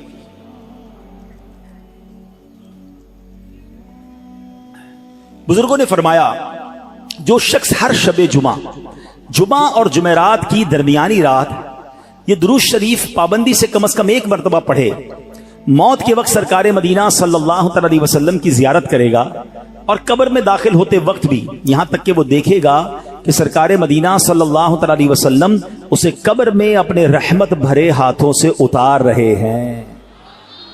مل کر پڑھ لیتے ہیں، اللہم صلی وسلم وبارک علی سیدنا محمد النبی الامی الحبیب العالی القدر العظیم الجاہ وعلی آلہ وصحبہ وسلم۔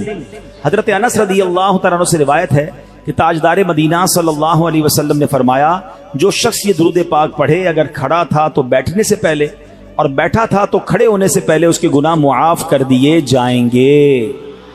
مل کر پڑھ لیں، اللہم صلی علی سیدنا و مولانا محمد وعلی آلہ وسلم۔ جو یہ درود پاک پڑھتا ہے اس پر رحمت کے 70 دروازے کھول دیے جاتے ہیں۔ مل کر پڑھ لیں، صلی اللہ علی محمد۔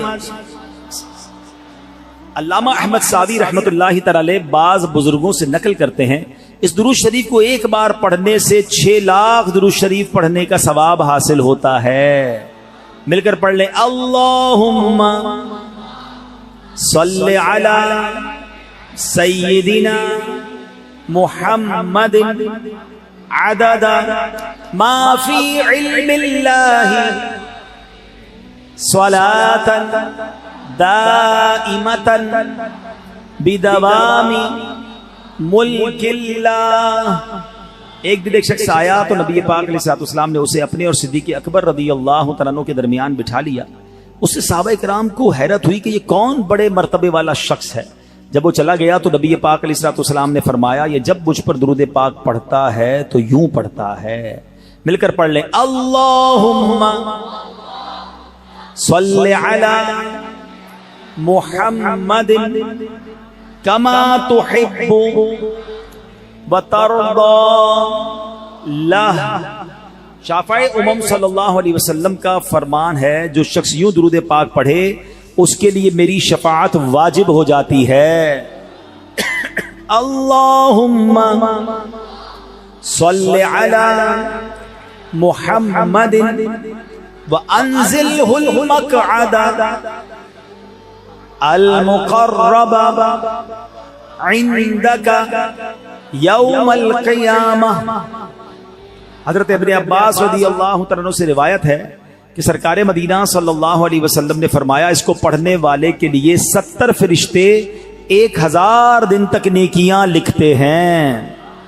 مل کر پڑھ لیں، جزا اللہ عنا محمدا ما ہوا اہلہ۔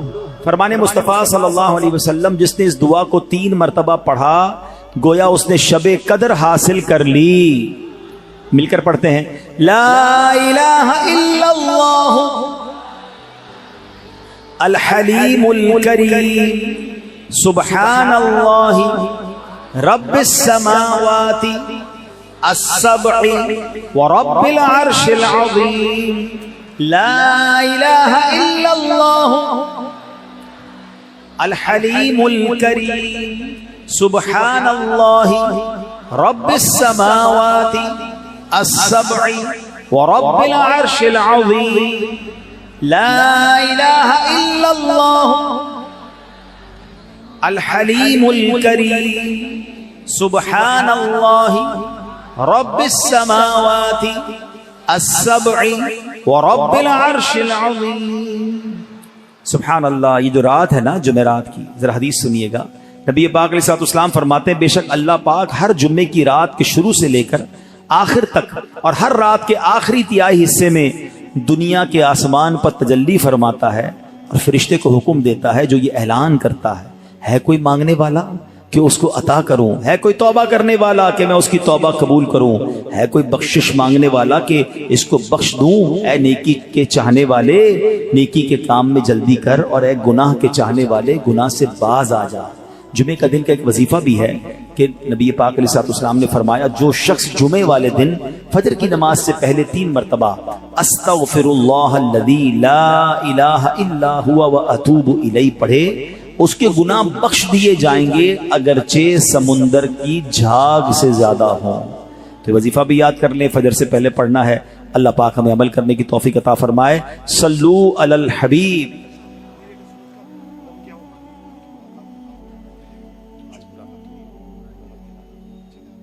ماشاءاللہ آپ سب کے لیے خوشخبری یہ ہے کہ آج روحانی علاج کا بستہ لگا ہوا ہے، اسٹال لگا ہوا ہے. تعویذات عطاریہ میں استخارہ، ہیپاٹائٹس، ABC کا اتارا وغیرہ کی ترکیب ہے.